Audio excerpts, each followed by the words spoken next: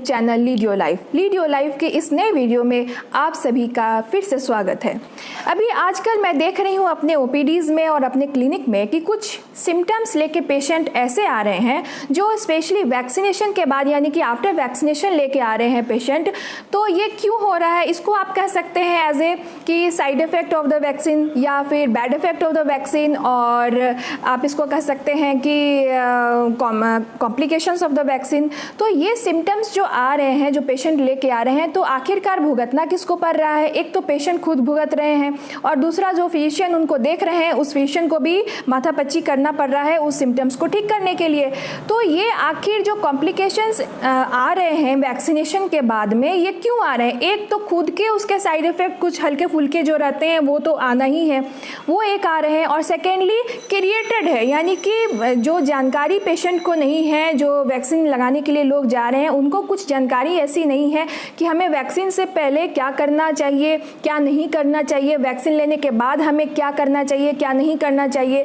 तो ये जानकारी के अभाव में जो कॉम्प्लिकेशंस क्रिएट हो रहे हैं, ये एक क्रिएटेड डिजीज़ है, क्रिएटेड कॉम्प्लिकेशंस है, जिसको बाद में फिर फिजिशियन को ठीक करने के लिए वो उनको झेलना पड़ता है और पेशेंट को भी प्रॉब्लम क्रिएट हो रहा है। तो इस चीज़ ये चीज़ ना हो, पेशेंट को ये कॉम्प्लिकेशंस नहीं आए वैक्सीन्स के बाद में, तो कुछ सावधानी रखनी चाहिए। तो इस वीडियो में हम यही बात करेंगे कि ऐसी कौन सी सावधानियां हैं जो वैक्सीन से पहले आपको रखनी चाहिए और ऐसी कौन कौन सी बातें हैं जिसका ध्यान रखना चाहिए वैक्सीन लेने के बाद आपको उन कामों को नहीं करना चाहिए या करना चाहिए। इसी बात पे इस वीडियो में हम डिस्कस करेंगे। डिस्कस करने से पहले let me introduce myself. I am doctor Monika Gupta. I am third generation homeopath of my family working as medical officer under Bihar government.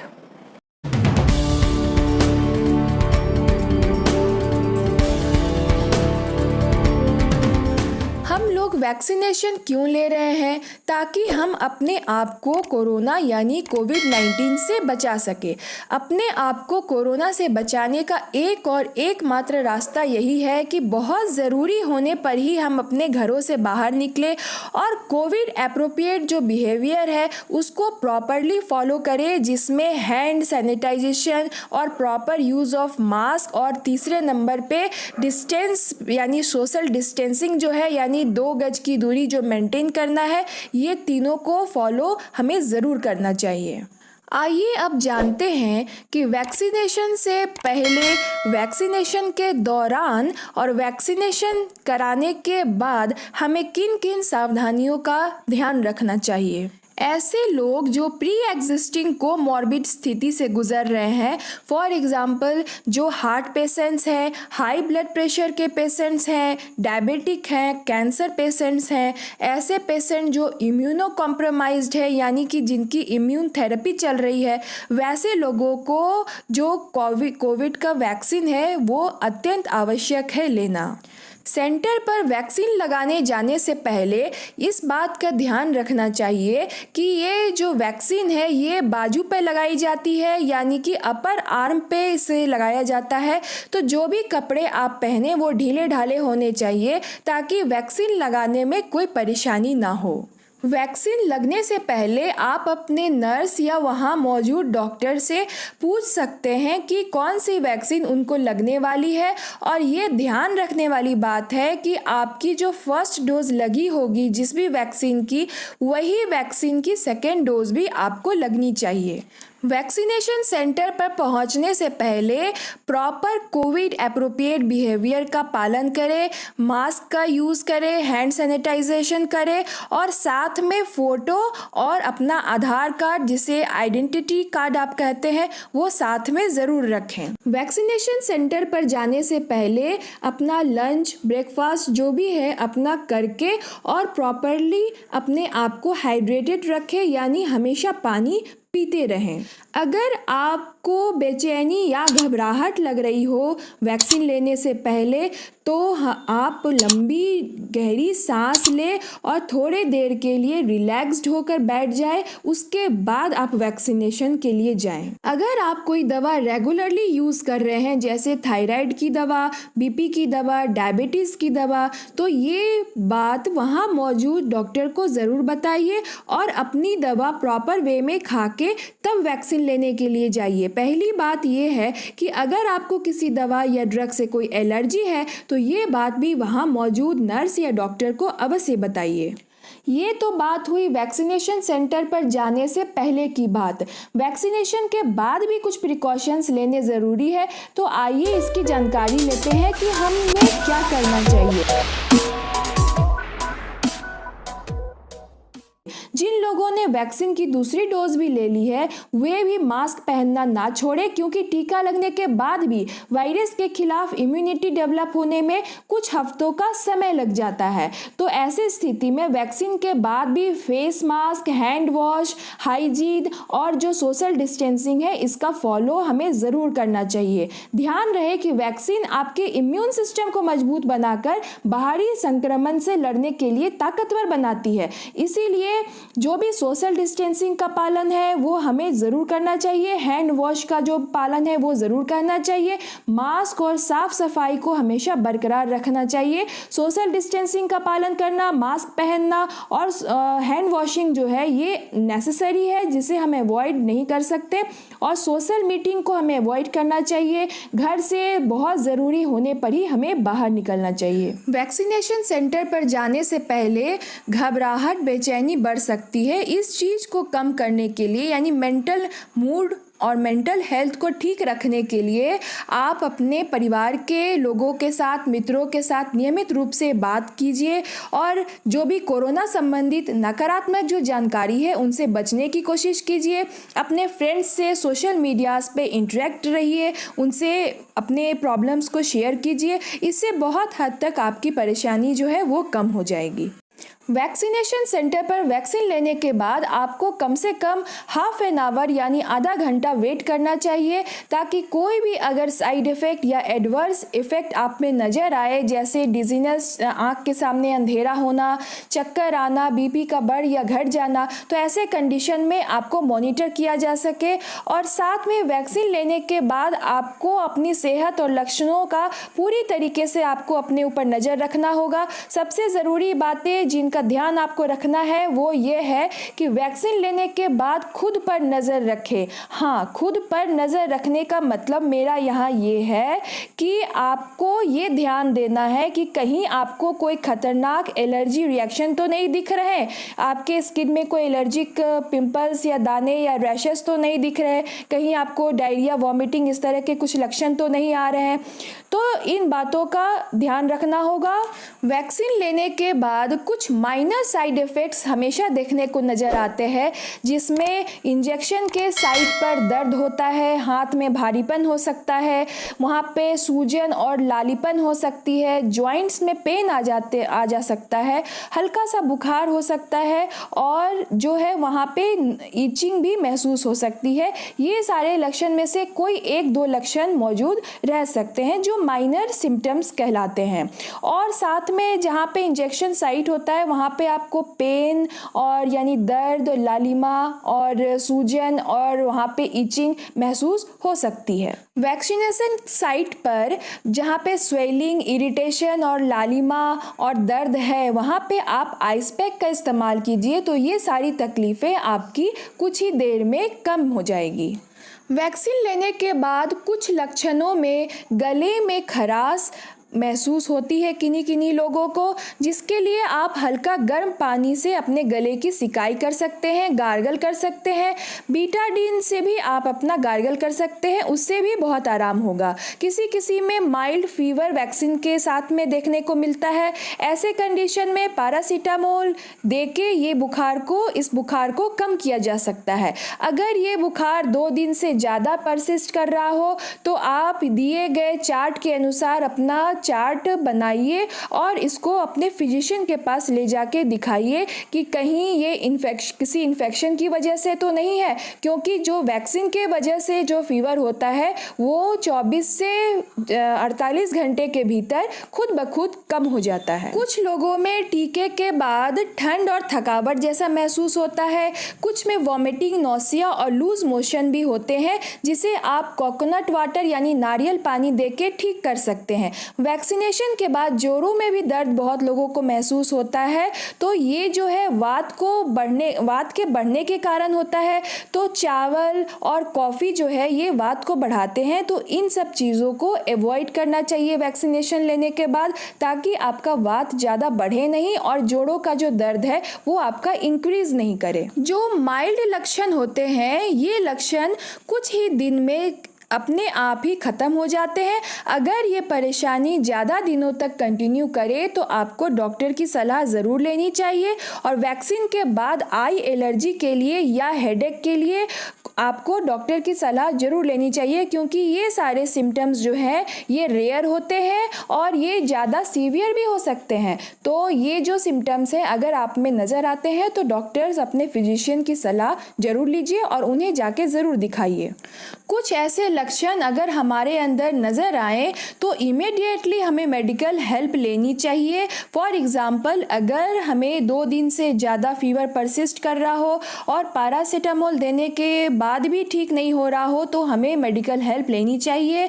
अगर हमें ब्रीदिंग डिफ़िकल्टीज़ महसूस हो रही हो, सांस लेने में दिक्कत हो रही हो, या हमारा भूख कम हो गया हो, हमें सीजर्स यानी कि कन्वल्शंस आ रहे हो ऐसे कंडीशन में, या कुछ कन्फ्यूज़न क्रिएट हो रहा हो, अच्छे से कोई चीज़ समझ नहीं आ रहा हो, या डिहाइड्रेशन यानी कि बहुत ज़्यादा वॉमिटिंग या डायरिया हो गया हो, ऐसे कंडीशन में, या अगर हम अपना पल्स चेक कर रहे हैं तो वो बहुत फास्ट हो गया हो या स्लो हो गया हो, तो ऐसे कंडीशन में, या बीपी है वो फ्लक्चुएट कर रहा हो, बहुत ज़्यादा हो गया हो या बहुत कम हो गया हो, या फिर हमारे अंदर एब्डोमिनल पेन या फिर किसी प्रकार का दर्द महसूस हो रहा हो, किसी भी प्रकार का डिजीनेस यानी कि हमारे आँख के सामने अंधेरा ऐसा लग रहा हो, फेंटिंग यानी चक्कर ऐसे आ रहे हो, ऐसे किसी भी कंडीशंस के लिए हमें मेडिकल हेल्प लेनी चाहिए, डॉक्टर से सलाह ज़रूर लेनी चाहिए। बहुत सारे लोग ये पूछते हैं कि वैक्सीन लेने जाने से पहले किस प्रकार का खाना हमें खाना चाहिए, तो इस वीडियो में इस बात के ऊपर भी हम चर्चा करेंगे। वैक्सीन लेने से पहले अच्छा और सेहतमंद खाना यानी भोजन हमें खाना चाहिए। साथ में वो खाना जो है वो सुपाच्य यानी हल्का होना चाहिए ताकि वो आसानी से पच जाए। और साथ में इस बात का भी ध्यान रखना चाहिए कि जो भी हो वो संतुलित खाना हो यानी बैलेंस डाइट होनी चाहिए। बैलेंस डाइट अगर आप जानना चाहते हैं कि ये किस प्रकार का खाना होता है तो आप कमेंट बॉक्स में लिखिए, मैं इसके ऊपर भी एक वीडियो बना के समझाने की कोशिश करूँगी। पानी व ताज़े फलों के रस को खुद को देके और अपने आप को हाइड्रेट रखना चाहिए। शरीर को हाइड्रेटेड रखना बहुत ज़रूरी है। इसके लिए आप वेजिटेबल का सूप यूज़ कर सकते हैं, फलों का जूस यूज़ कर सकते हैं और पानी यूज़ कर सकते हैं ताकि आप हाइड्रेटेड रहिए। हाइड्रेटेड रहना बहुत ज़रूरी है ताकि इम्यून सेल्स जो है वो प्रॉपरली आपका वर्क कर सके।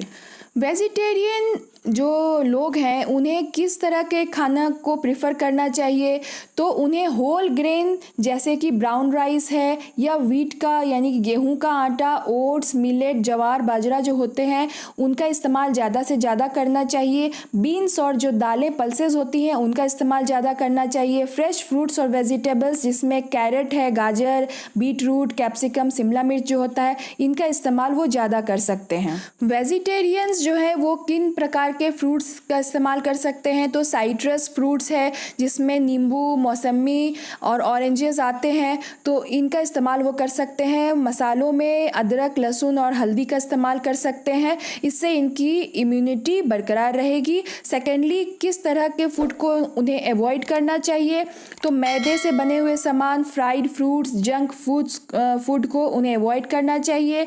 जो भी पैक्ड जूसेस है जिसमें ऊपर से चीनी की मात्रा ज़्यादा रहती है और कार्बोनेटेड ड्रिंक्स जैसे कि सॉफ्ट ड्रिंक्स यूज़ करते हैं उनको अवॉइड करना चाहिए। साथ में चीज़, कोकोनट और पाम ऑयल को भी अवॉइड करना चाहिए। बटर को भी अवॉइड करना चाहिए क्योंकि ये सारे अनसैचुरेटेड फैट्स हैं जो हमारी इम्यूनिटी को वीक करेंगे।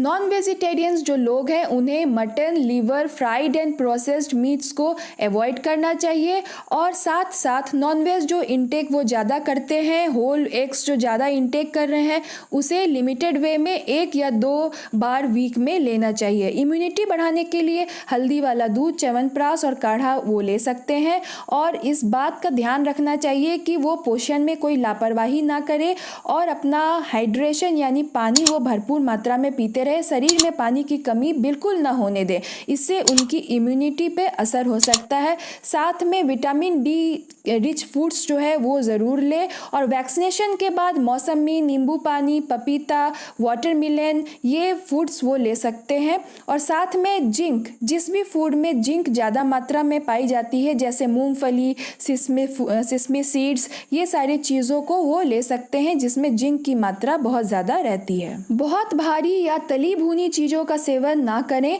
एंजाइटी को कंट्रोल करने के लिए सादा आहार बहुत ज़रूरी है। नींद भी एक प्रकार का फूड है जो शरीर में इम्यूनिटी को बढ़ाता है। इसीलिए जो वैक्सीन लेने से पहले 24 घंटे पहले कम से कम जो रात की नींद है आप ज़रूर अपनी पूरी कीजिए। वो साउंड स्लीप होनी चाहिए, यानी कि कोई भी डिस्टर्बेंस नहीं होना चाहिए। उसके लिए आप क्या कीजिए, सोने से पहले चाय और कॉफ़ी बिल्कुल मत पीजिए, बहुत हल्का डिनर कीजिए और 1 घंटे पहले अपना जो फ़ोन है, मोबाइल है, वो स्विच ऑफ कर दीजिए ताकि आपकी नींद पूरी हो सके। एक सवाल जो अक्सर लोग पूछ रहे हैं कि वैक्सीन लेने के बाद क्या वो अल्कोहल इंटेक कर सकते हैं, यानी कि क्या वो शराब पी सकते हैं। तो मैं ये बताना चाहती हूँ कि वैक्सीन लगने के बाद लोगों को कम से कम 45 दिनों तक शराब और सिगरेट से दूरी बना के रखनी चाहिए, क्योंकि ये दोनों ही चीज़ें इम्यूनिटी को दबाती हैं, यानी कि सप्रेस करती हैं। नींद का ख्याल रखना चाहिए। अल्कोहल और स्मोकिंग को सख्ती के साथ परहेज करना चाहिए, बहुत इंपॉर्टेंट बात है।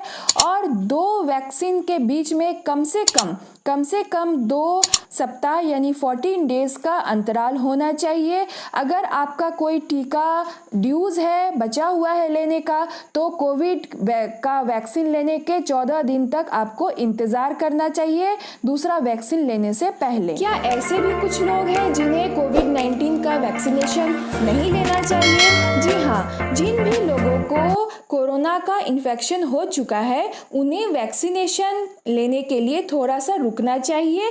यानी कि अगर जिन्हें भी इन्फेक्शन हो चुका है तो रिकवरी होने के 2 महीना, कम से कम 2 महीने के बाद ही उन्हें फिर कोविड का जो वैक्सीनेशन है वो लेना चाहिए। वो लोग जो लोग 1-1.5 महीने पहले संक्रमित हुए हों या जिन्होंने कोविड-19 के इलाज के दौरान ब्लड प्लाज्मा चढ़ाया हो या मोनोक्लोनल एंटीबॉडीज़ का ट्रीटमेंट लिया हो, उन्हें वैक्सीनेशन नहीं लेनी चाहिए। उन्हें लेने की कोई आवश्यकता भी नहीं है। किन लोगों को वैक्सीनेशन नहीं लेना चाहिए? तो प्रेग्नेंट लेडीज़ और जो लैक्टेटिंग मदर्स हैं उन्हें ये वैक्सीन नहीं लेना चाहिए, या जो सीवियर एलर्जिक रिएक्शंस जिनमें हो जाते हैं वैसे पेशेंट्स को नहीं लेने चाहिए, या फर्स्ट डोज लेने के बाद कोई साइड इफ़ेक्ट देखने को मिला हो जिन्हें, जैसे स्किन एलर्जीज़ हो गया हो या वॉमिटिंग, डायरिया, इस तरह के कुछ लक्षण अगर देखने को मिल गए हों तो वैसे पेशेंट्स को भी सेकेंड डोज वैक्सीन का नहीं लेना चाहिए। अगर आपने कोविड-19 का वैक्सीन का पहला डोज ले लिया है तो सेकेंड डोज लेने के लिए आपको जल्दबाजी बिल्कुल भी नहीं करनी चाहिए। यानी कि जो एंटीबॉडी आपके शरीर में बन चुका है उसे काम करने के लिए वक्त देना चाहिए और सेकेंड डोज लेने से पहले कम से कम 2 या 3 महीनों का अंतराल रखना चाहिए। एक और खास बात यह है कि जिन भी लोगों की कीमोथेरेपी चल रही है तो वो बिना डॉक्टरी सलाह के वैक्सीनेशन के लिए ना जाएं। कैंसर के रोगियों को खास ध्यान रखने की ज़रूरत है, वो भी बिना सलाह के, डॉक्टरी सलाह के वो वैक्सीनेशन के लिए ना जाएं। अगर आप डायबिटिक हैं, ब्लड प्रेशर की समस्या है तो आप टेस्ट जरूर कराएं वैक्सीनेशन लेने से पहले। अगर आप पहले से आप कोई नियमित दवा ले रहे हैं तो अपने डॉक्टर से सलाह ज़रूर लें और सलाह के अनुसार ही फिर वैक्सीनेशन लेने के लिए जाएं। वो दवा डायबिटीज़ की हो सकती है, ब्लड प्रेशर की हो सकती है, थायराइड की हो सकती है। इन तरह की दवा जो आप रेगुलरली ले रहे हैं तो इन्हें छोड़ना नहीं है, और अगर वैक्सीनेशन के लिए भी जाना है तो इन दवाओं को खा के तब वैक्सीनेशन के लिए जाना है। एक और बात कि अगर आपको किसी दवा या ड्रग से कोई एलर्जी है तो वहाँ मौजूद यानी वैक्सीनेशन सेंटर पर मौजूद नर्स या डॉक्टर को अपनी बात ज़रूर बतानी चाहिए वैक्सीनेशन लेने से पहले। अगर आपकी तबीयत ठीक नहीं है, आपका मन बेचैन है, घबराहट हो रही है, अगर आप अपने आप को फिट महसूस नहीं कर रहे हैं तो आपको उस दिन अपना वैक्सीनेशन नहीं लेना चाहिए। हो सकता है आपको फीवर हो, कफ हो, खांसी हो, सर्दी हो, गले में खराश हो, तो इन सब चीज़ों को नज़रअंदाज नहीं करना है। अगर ये सब प्रॉब्लम्स आपको अपने अंदर महसूस हो रही है तो उस दिन वैक्सीनेशन ना लें, और जब ये तकलीफ़ें आपकी ख़त्म हो जाए तब दूसरे दिन का शेड्यूल फिर से फिक्स करें वैक्सीनेशन के लिए। जनरली 2 डोज कोविशील्ड के बीच का गैप 12 से 16 सप्ताह का रखा गया है। 2 डोज कोवैक्सीन के बीच का गैप 6 से 8 वीक रखा गया है और स्पुतनिक का 21 दिन रखा गया है।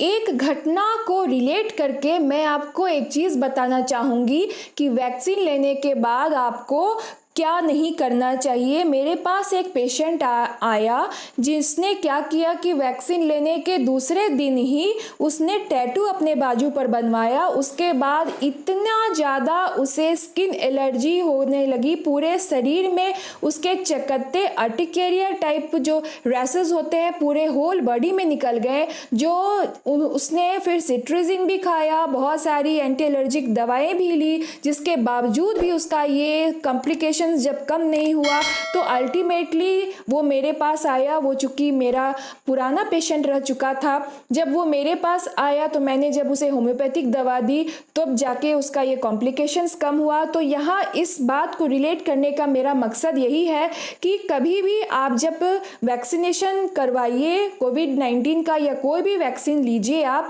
तो उसके बाद कोई भी तरह का टैटू आप को नहीं लगवाना है, नहीं बनवाना है। इस बात का बिल्कुल भी ख्याल रखिए आप। दूसरी ध्यान देने योग्य ये बात है कि वैक्सीन लेने के बाद एक्सरसाइजेस से थोड़ा सा परहेज करें, कुछ दिनों के बाद एक्सरसाइज शुरू करें, और जिम जो आप पहले जाते थे उसे कुछ दिनों के लिए रोक दें। घर के कार्यों को भी आप जैसे पहले किया करते थे उसे रोक दीजिए, या अगर नहीं संभव हो तो उसे कम कर दीजिए कुछ दिनों के लिए। ये बहुत ज़रूरी है।